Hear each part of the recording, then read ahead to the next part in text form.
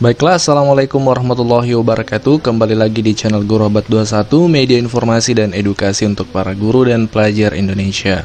Di video kali ini kita akan membahas seputar pertanyaan dari banyak teman-teman di kolom komentar terkait linearitas ijazah. Apakah ijazah yang kita miliki itu ijazah S1 kita harus sesuai dengan formasi yang akan didaftar nanti? Seperti apa? Ini yang akan kita bahas berdasarkan penjelasan dari Bapak Dirjen GTK yang dikutip oleh salah satu media yaitu gpnn.com. GPNN ini mengutip statement atau pernyataan dari Bapak Dirjen GTK seputar linearitas ijazah. Kita langsung ke poin isi beritanya. Di sini dijelaskan bahwasanya untuk pendaftaran P3K menurut Iwan akan dilihat dari kualifikasi ijazah yang linear dengan formasi yang ada. Teman-teman yang ijazahnya tidak linear, jangan down dulu, jangan patah semangat dulu. Kalau kita analisa kalimat ini sebenarnya tidak dijelaskan bahwasanya yang tidak linear ini yang sudah terdaftar di Dapodik ini, misalnya teman-teman, itu tidak bisa ikut P3K. Di sini hanya dijelaskan bahwa untuk mendaftar itu kualifikasi jasa yang linear dengan formasi yang ada. Bisa saja nanti menurut kami teman-teman yang tidak linear, misalnya guru bahasa Inggris yang mengajar di SD seperti itu, dialihkan untuk mendaftar di SMP untuk menyesuaikan dengan linearitas ijazahnya. Misalnya guru bahasa Inggris ya linearnya di SMP atau SMA. Memang di SD tidak linear ya, seperti itu. Jadi jangan patah semangat dulu. Untuk info yang lebih pasti adalah kita menunggu penjelasan teknis dari pihak Kementerian Pendidikan insya Allah di bulan Januari ini. Pasti ketika Kementerian Pendidikan sudah berbicara tentang teknis pelaksanaan itu akan lebih jelas dan lebih detail. Ya, kita lanjut baca berita ini. Bagi guru yang mempunyai sertifikat pendidik, maka yang digunakan adalah sesuai linearitas sertifikat pendidik. Jadi teman-teman, dari pernyataan Pak Iwan ini memang perlu diperhatikan antara linearitas ijazah dengan formasi yang ada. Tapi bagi teman-teman yang memiliki sertifikat pendidik, maka yang menjadi patokan adalah linearitas dari sertifikat pendidik tersebut. Jadi patokannya adalah serdiknya, sertifikasinya di mata pelajaran apa misalnya, maka itu yang menjadi acuan untuk mendaftar di formasi P3K nantinya. Lebih lanjut lagi, di sini dijelaskan sertifikat pendidik bukan jadi syarat utama untuk melamar P3K. Yang utama adalah ijazahnya harus linear dengan formasi yang disiapkan. Misalnya, formasi guru SD, maka ijazahnya harus sarjana pendidikan guru SD, bukan sarjana pendidikan bahasa Inggris. Terang Iwan kepada gpnn.com baru-baru ini. Di sini Bapak Dirjen GTK yang menjelaskan bahwasanya memang ijazah kita sekali lagi harus linear. Misal di sini bahkan diberikan contoh simulasi guru SD, maka ijazahnya harus guru sarjana pendidikan guru SD seperti itu, atau PGSD ya, seperti itu, bukan sarjana pendidikan bahasa Inggris. Memang fakta ya, di lapangan banyak teman-teman yang kasusnya seperti ini, misalnya guru IPA atau guru bahasa Inggris tapi aktif mengajar di SD. Ternyata teman-teman itu tidak linear. Bagi teman-teman misalnya kecuali punya sertifikat pendidik ya, kemudian sertifikasinya guru SD, maka tetap bisa, karena yang menjadi patokan adalah sertifikasinya. Kita lanjutkan, linearitas ini lanjutnya diperlukan untuk mengisi formasi sesuai kebutuhan guru P3K.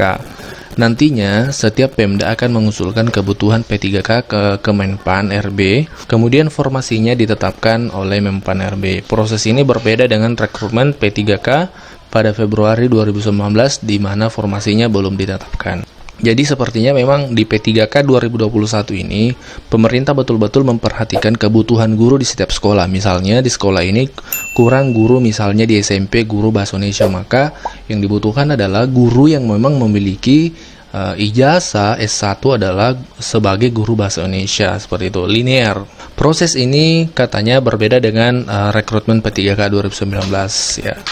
Di sini dijelaskan lebih lanjut, pada saat itu ya, 2019 itu ketentuannya seluruh honorer K2 yang masuk database BKN bisa ikut tes P3K tanpa usulan formasi dari Pemda. Formasi baru ditetapkan setelah guru honorer K2 lulus P3K. Dampaknya proses pengangkatannya menjadi lama dan menimbulkan masalah karena ternyata banyak guru yang ijazahnya tidak linear sehingga harus dicarikan formasi sesuai pendidikannya.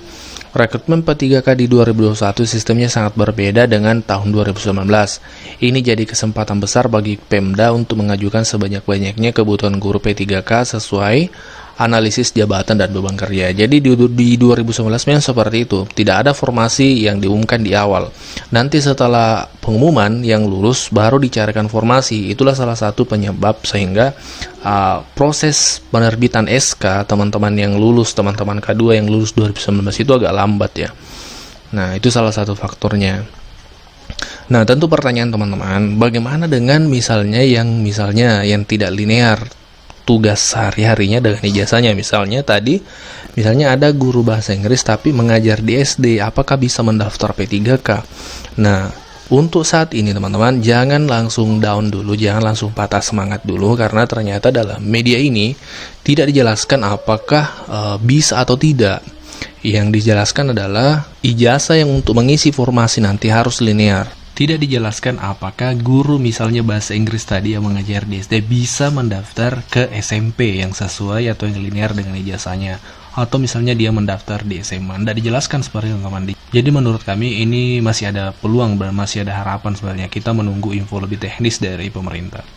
Terbukti teman-teman, banyak yang misalnya ijazahnya tidak linear tapi berhasil memverval ijazah, yaitu salah satu indikasi bahwasanya ada peluang untuk teman-teman bisa mengikuti seleksi. Jadi untuk saat ini kami belum bisa menjawab ya apakah teman-teman yang tidak linear ini bisa ikut atau tidak. Kami belum mempunyai dasar yang kuat untuk menjawab itu, karena menurut kami informasi dalam media ini belum bisa menjadi kesimpulan pasti apakah bisa atau tidak guru yang tidak linear ijazahnya untuk ikut P3K. Yang dijelaskan adalah formasi yang diisi nantinya itu harus sesuai dengan ijazah. Tidak dijelaskan bahwasannya, sekali lagi, guru yang tidak linear tidak bisa mendaftar P3K. Tidak disebutkan seperti itu.